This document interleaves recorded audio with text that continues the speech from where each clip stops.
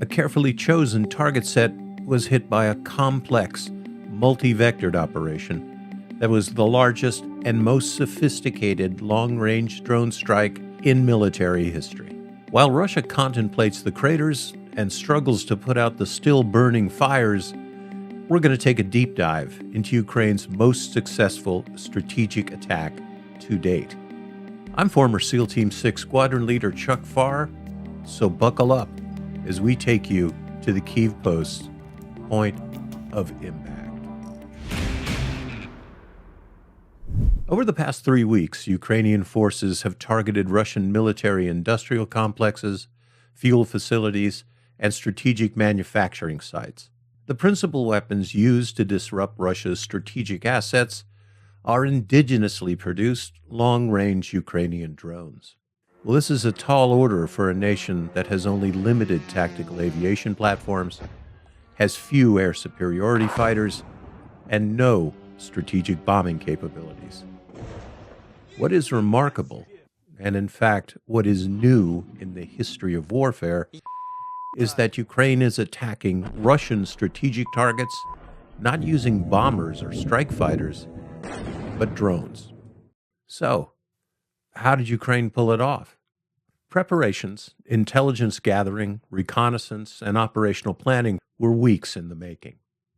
The target list included important military, aviation, chemical, petroleum, oil, and lubricant storage, manufacturing, and aerospace research facilities.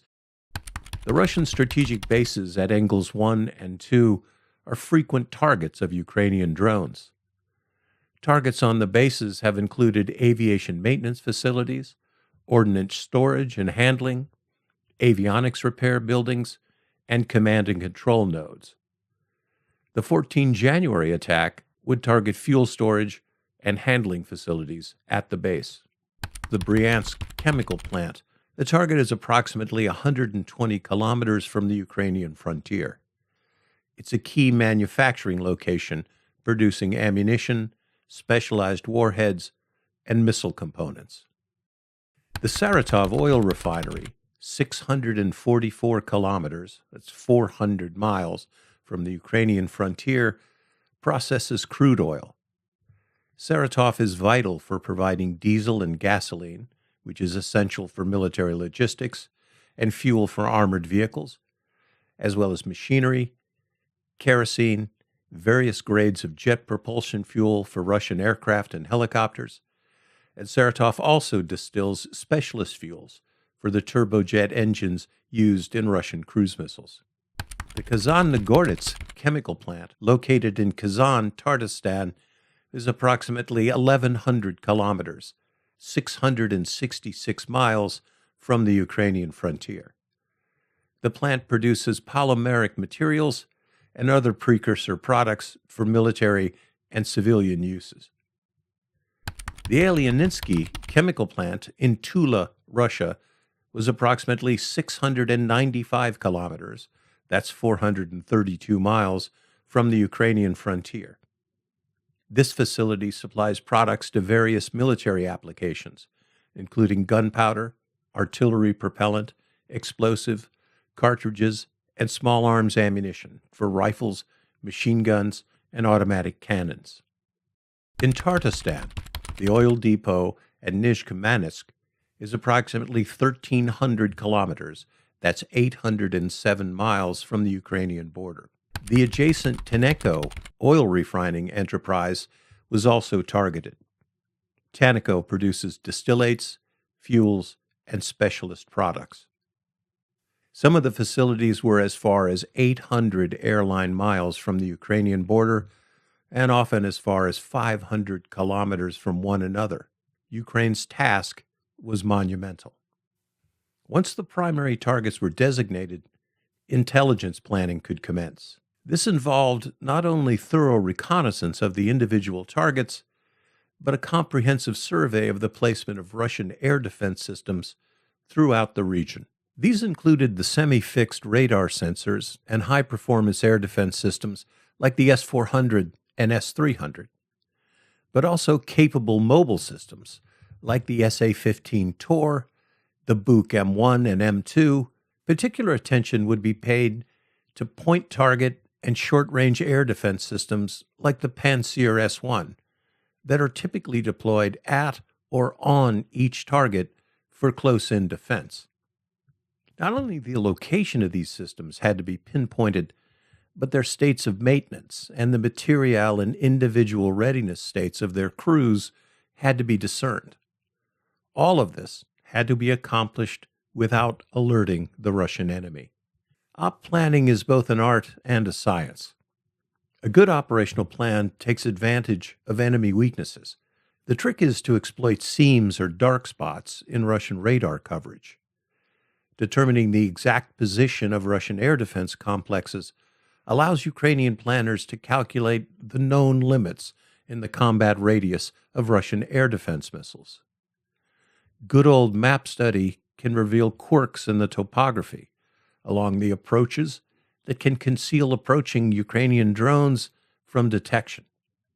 Wherever possible, terrain is used to mask the approach of low-flying Ukrainian drones. Deception is also an important factor.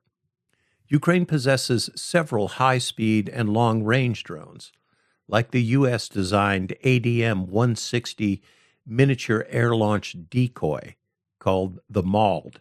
The multi-role MALD can be launched as a distraction, a decoy, and as an electronic warfare platform to fritz Russian radars.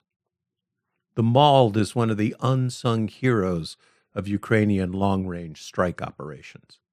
Fast movers like the MALD and Ukraine's indigenously designed Paliantasia turbojet and rocket-powered cruise missile can enter the target area first to conduct quick strikes to achieve the destruction of radars and the suppression of enemy air defenses.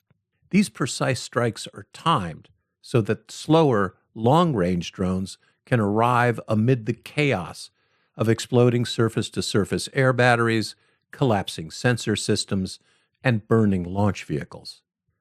This gives the heavy hitters a clean shot at the target. And none of this happens by chance. All of it is painstakingly planned, literally to the second. Let's take a look, target by target, and see how the 14 January attacks unfolded. At the Engels 2 Strategic Air Base, the Kristall POL facility was hit by Ukrainian-made Lyuty drones. The strike likely came as a surprise, as the fires of a previous 11 January strike were still burning. The damage included the destruction of tanks containing specialist aviation fuel for Tu-160 bombers, which are critical for Russian strategic aviation. At the Bryansk chemical plant, again, Ukrainian Lyuty drones were used in a strike. The attack led to a massive series of secondary detonations that lasted for hours. Secondaries from the target were so cataclysmic, they took out two adjacent Russian Tor and Buk anti-aircraft missile systems. Саратовский нефтеперерабатывающий завод после атаки дронов. At the Saratov oil refinery, also targeted by the Lyuty drones, the attack triggered a large-scale fire that damaged the storage and distillation equipment. And the damage will have continuing and serious implications for fuel availability, mobility, and logistics for Russian forces.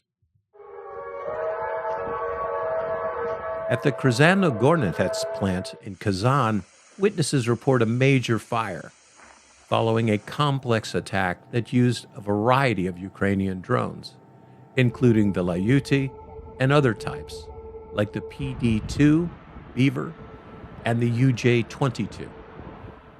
Russian claims that drone debris falling on the plant's territory caused only minor harm to the production capabilities. But scenes of fires and columns of highly toxic smoke suggest that this attack also was successful. At the Tula Aleksandrsky chemical plant, a major fire and secondary explosions were reported As this facility supplies gunpowder, cartridges, and ammunition, secondary explosions continued as efforts were made to extinguish the initial fires. At the Tardistan oil depot, fires were reported, and then following an attack by, again, Layuti drones. This strike targeted one of the key facilities crucial for fuel supply. The Tenneco oil refining enterprise was also targeted, with the distillation, storage facilities, and equipment also destroyed. And as we went to press in the early hours of 24 January, Ukrainian forces conducted yet another masked drone attack targeting Russian oil production, distillation, civil infrastructure, and this time specifically focusing on the Ryazan region of Russia.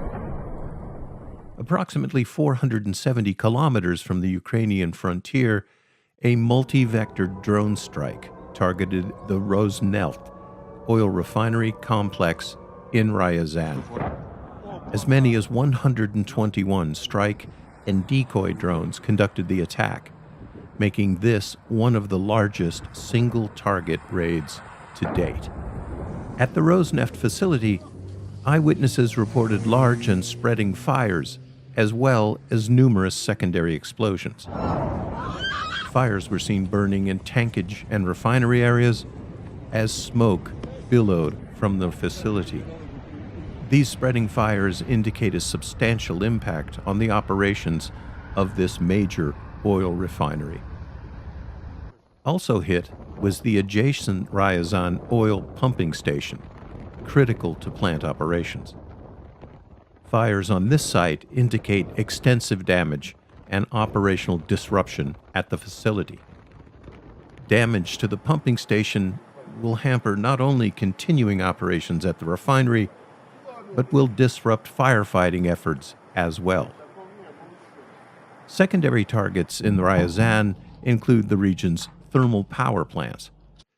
Initial assessments indicate major structural damage to production and transmission facilities, with reports indicating damage and disruption to power supplies, both to the oil plant and the surrounding areas.